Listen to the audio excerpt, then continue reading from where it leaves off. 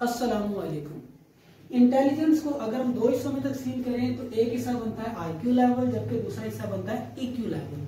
IQ level क्या है कि हर इंसान ये चाहता है कि उसके मार्क्स अच्छे आए, उसकी मेमोरी बहुत अच्छी हो, वो चीजों को जल्दी से याद कर ले। ये डिपेंड करता है आईक्यू लेवल पे। लेकिन हमारी जिंदगी की जो सक्सेस है वो उसका 20% डिपेंडेंसी है आईक्यू लेवल पे, जबकि 80% डिपेंड करती है वो ईक्यू लेवल पे। ईक्यू लेवल पे बहुत कम लोग बात करते हैं, इसको इंप्रूव बहुत कम लोग करते हैं। जबकि रिसर्च ये साबित कर चुकी हुई है कि जिन लोगों का ईक्यू लेवल बहुत ज्यादा था, आईक्यू लेवल अगरचे कम था, उनकी जिंदगी में हैप्पीनेस ज्यादा थी, उनका बैंक बैलेंस अच्छा था, उनके रिलेशंस बहुत अच्छे थे। यहाँ पर मोस्टली लोग ये सोचते हैं कि इंसान जो है वो इरेशनल क्रिएचर है, मतलब लॉजिकल क्रिएचर है, लॉजिक से अपने फैसले करती है। ये बात सिरे से ही गलत है।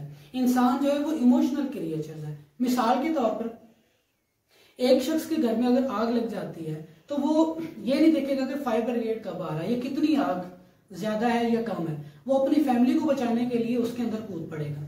तो ये इंसान इमोशन, ये होता है इमोशंस का पावर।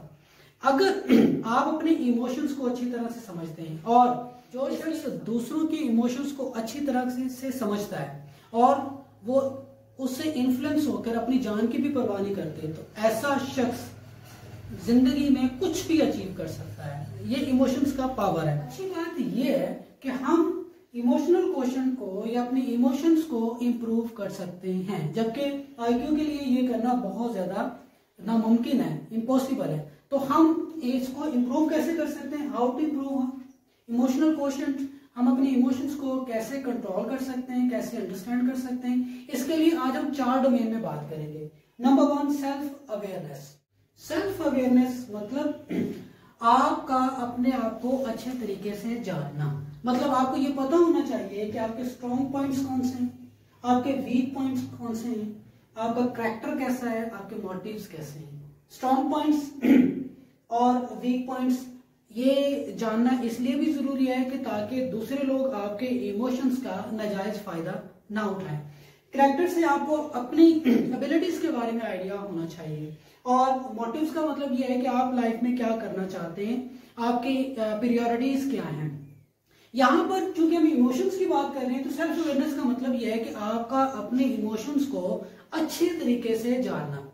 आपको ये पता होना चाहिए कि आपको किन बातों पर गुस्सा आता है, कि कौन सी बातें आपको सैड करती हैं, कौन सी बातें आपको हैप्पीनेस देती हैं।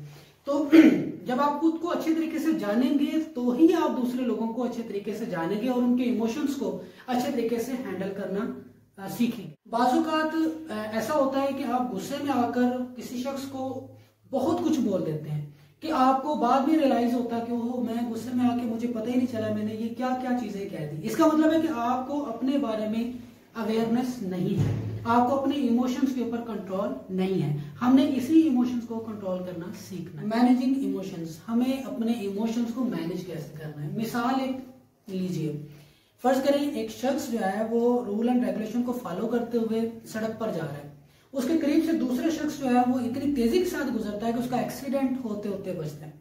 वो शख्स जो है वो उसको जोर जोर से चीखता चिल्लाता है और गालियां देता है। फिर उसको रियलाइज होता है कि वो तो मुझसे बहुत दूर है और उस तक मेरी आवाज नहीं पहुंचती, तो वो सड़क के रॉन्ग साइड पर होकर, ताकि उसके सामने जाकर उसको उससे गुस्से का इजहार कर सके और उसको गालियां दे सके।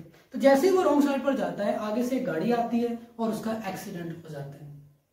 अब फर्ज करें कि यही शख्स जो है इसको अगर अपने इमोशंस को मैनेज करता है, और मैनेज कैसे करना है उसका एक तरीका है रिफ्रेमिंग। रिफ्रेमिंग का मतलब यह है कि अगर वो ये सोचता है कि जो शख्स उसके करीब से बड़ी तेजी के साथ गुजरा है, हो सकता है उसको कोई मेडिकल इमरजेंसी हो, किसी हॉस्पिटल में उसने पहुंचना हो, या घर पे बहुत ज्यादा जरूरी काम है, और हो सकता है कि ये जो उसने फ्रेम किया, ये जो उसने सोचा, ये टोटली गलत हो। लेकिन इससे होता क्या है? इससे होता ये कि वो शख्स जो है वो कम से कम गुस्से में ना आता और वो इस चीज को एक्सीडेंट से बच जाता है और अपनी मौत, अपनी जिंदगी से हाथ न धो बैठता। तो इस तरह हम मुख्तलिफ किस्म के जो इमोशंस हैं उनको आप रीफ्रेम करके, उनको डिफरेंट तरीके से अंडरस्टैंड करके आप उनको मैनेज कर सकते हैं। ये एक टेक्निक है। दूसरी टेक्निक है, बाजू का हमें नेगेटिव फीलिंग्स आती हैं, जैसे सैडनेस। मेरा ये प्रॉब्लम था, मैं जब कभी अफसरदा होता, सैडनेस फील करता, तो मैं दुखिया गाने सुनता है। इससे क्या होता है कि वो और ज्यादा प्रोलॉन्ग्ड हो जाता है, आपका जो सैडनेस है, आपका जो नेगेटिव इमोशंस है, वो और ज्यादा प्रोलॉन्ग्ड हो जाता है, उसकी एक चेन बन जाती है। हम इस चेन को ब्रेक करना चाहिए। उसको ब्रेक करने का तरीकाकार ये होता है कि आप सैडनेस को मतलब या गुस्से को ब्रेक करने का तरीकाकार ये है कि आप उस वक्त अपलिफ्टिंग कुछ करें, वॉक करें, कुछ अच्छा सा म्यूजिक सुने, या फिर आप सैर के लिए चले जाएं, या कोई अच्छी किताब पढ़ लें। आप सल्लल्लाहु अलैहि वसल्लम ने गुस्से को मैनेज करने के लिए क्या खूबसूरत तरीकाकार बताए हैं, जैसे कि वजू कर लें, पानी पी लें, या अपनी जो हालत है उसको चेंज करें, बैठे हैं तो खड़े हो जाएं या लेट जाएं। तो इस तरह आप गुस्से को क्या कर सकते हैं, मैनेज कर सकते हैं।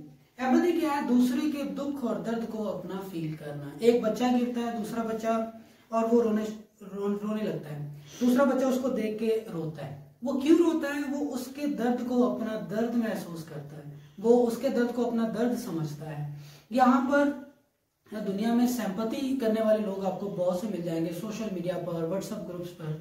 वो आपके अफसोस में जस्ट आपके ऊपर तरस खा रहे होंगे, आपके वो कमेंट्स में आपको जस्ट ये कह रहे होंगे जी बड़ा अफसोस हुआ।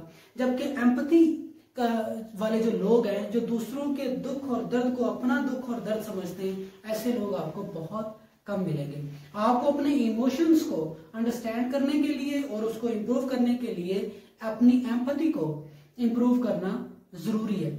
इस दुनिया को अमन की जगह बनाने के लिए सिंपैथी की नहीं, एम्पैथी की जरूरत। Lastly, building the relationship. दूसरों के साथ रिलेशनशिप अपने बिल्ड करना, उसको अच्छे अंदाज से रिलेशनशिप को बिल्ड करना, ये बहुत ज्यादा जरूरी है। मोस्टली क्या होता है कि लोग गुस्से से अगर आपसे बात कर रहे हैं, आप भी गुस्से के साथ बात करेंगे, तो उसका आउटकम भी बहुत ही बुरा निकलेगा, वो भी बहुत गुस्से वाला निकलेगा।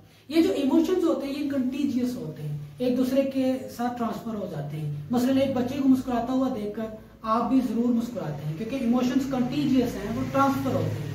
इसी तरह अगर कोई शख्स आपके साथ गुस्से में बात करे, तो जब आप अपने आप को रिलैक्स रखेंगे, पुरसुकून रखेंगे और पुरसुकून लहजे के साथ बात करेंगे, तो इससे रिलेशन एक डेवलप हो जाएगा और आपके इमोशंस कंटीजियस हैं, वो उस तक मुंतकिल होंगे और वो भी आहिस्ता आहिस्ता अपनी गुफ्तगू को नॉर्मल कर लेगा।